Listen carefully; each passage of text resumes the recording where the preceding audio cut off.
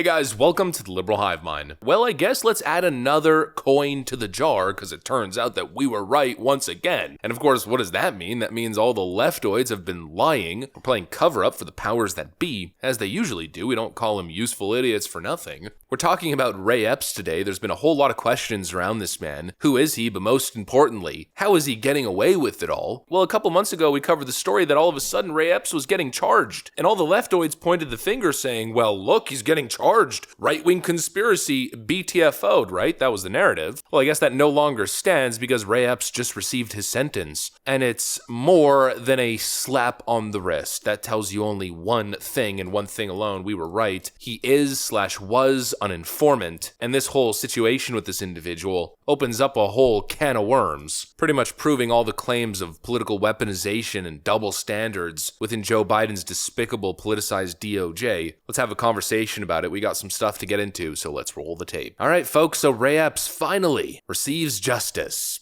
Yeah, right. Take a look at this ridiculous headline. Breaking, Ray Epps sentenced, no jail time, 1 year probation, $500 fine, and 100 hours of community service. Justice in America is dead, lone, quote, insurrectionist skates. Two-tiered justice is no justice. J6 operative. Ray Epps was sentenced on Tuesday to no jail time. Epps didn't even have to show up for court today. He called via Zoom. Notice of electronic filing. Case name USA versus Epps. Case number is as seen on screen. Minute entry for proceedings held before Chief Judge James E. Boasberg. Sentencing held on 1/9/2024. As to James Ray Epps, defendant previously consented to proceed via Zoom video. Defendant sentenced to 12 months probation, a $25 special assessment, restitution totaling $500, appeal rights given, bond status of defendant remains on PR/appeared via Zoom, and court reporter, blah, blah, blah, the rest not super relevant. So that is the official sentencing. That is what Ray Epps got. And let's really continue to put this into perspective. You know, I've played these clips a million times, but I'll continue to play them because apparently nobody's listening and apparently nobody cares. This guy. Tomorrow,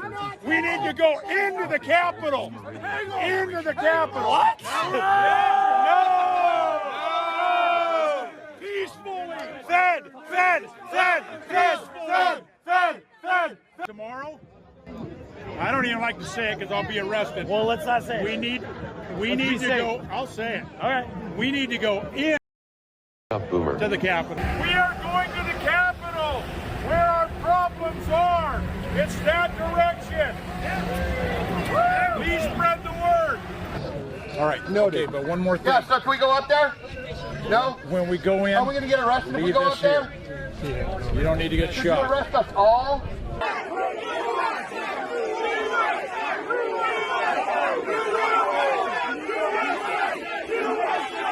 That guy gets no jail time. That guy gets a $500 fine, which is essentially equivalent to the type of fine that you'd get for driving without a license, for essentially inciting violence and inciting an insurrection. It makes no sense, you know, make it make sense. Make it make sense how establishment Democrats come out constantly defending this guy. I mean, for Pete's sakes, Jamie Raskin went on at one point on the House floor about how Ray Epps is the real victim of right-wing conspiracy theories. Mr. Epps was in front of the January 6th committee, and we were told that a transcript of his interview would be released, but it's never been released. And I wondered, was he sworn None in? of the transcripts have been released, so you don't need a conspiracy theory about that. We haven't released any of them. Were you present when he was interviewed? That would give me some... No, I was not.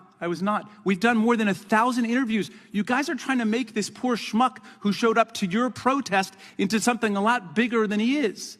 Okay, he's just trying to survive, and he's on your side. You don't have many voters left. You might want to try to hang on to them without demonizing and vilifying your own people.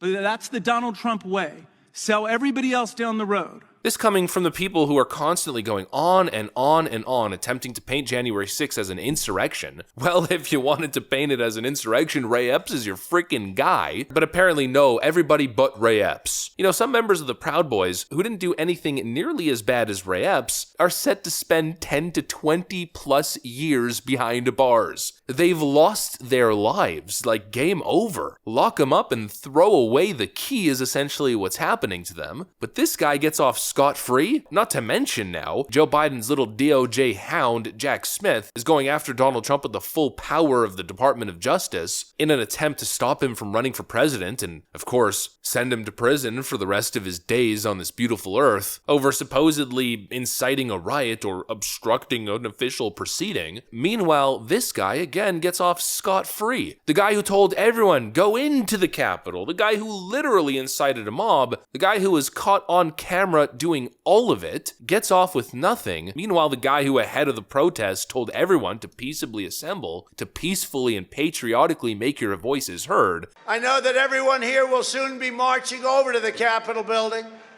to peacefully and patriotically make your voices heard. That guy is the real insurrectionist. The guy who told everybody to go home and stop the violence. But you have to go home now. We have to have peace. We have to have law and order. We have to respect our great people in law and order. We don't want anybody hurt. It's a very tough period of time. There's never been a time like this. That guy's the insurrectionist. Make it make sense. Of course you can't, because it doesn't. It's yet again another double standard, a two-tiered justice system, some sort of hush-hush, behind-the-scenes manipulation of events, otherwise known as a psyop, that's currently playing out in front of us. There's no other explanation. You cannot explain Ray Epps' existence, and then of course contrast that with the sentencing that he received. You can't come to any other conclusion other than he's working with the feds. You know, maybe, just maybe, that's why FBI Director Chris Wray couldn't answer the question about whether or not there were FBI assets in the crowd. Former Capitol Police Chief Stephen Son reportedly has asserted that the protest crowd was filled with federal agents. Are you aware of his assertion? I am not. Would you agree with him that it was filled with federal agents on January 6th? I would really have to see more closely exactly what he said and get the full context to be able to evaluate it. How many agents were actually, agents or human resources were present in the Capitol complex and vicinity on January 6th? Well, again, it's going to get confusing because it depends on when we deployed and responded to the breach that occurred. Obviously, how many were under federal agents? Sure. Yeah, you're talking, and you and I both know what we're talking different things here, and please don't distract here because we're focusing on those who were there in an undercover capacity on January 6th. How many were there? Again, I'm not sure that I can give you that number as I sit here. A no comment response. Of course, it isn't surprising at all, but the no comment, the refusal to answer, is really answer enough. And of course, the charges, well, I guess let's just add it to the pile. What an absolute scam. What an injustice. A travesty of justice. The only person who actually engaged in insurrectionist behavior gets off scot-free. Meanwhile, the Donald Trump witch hunt continues. Pretty typical for this pathetic two-tiered justice system. Anyways, that's what I got for you guys. Hopefully you enjoyed this video. Of course, if you did, make sure to leave a like. Thanks for watching, and I'll see you on the next one.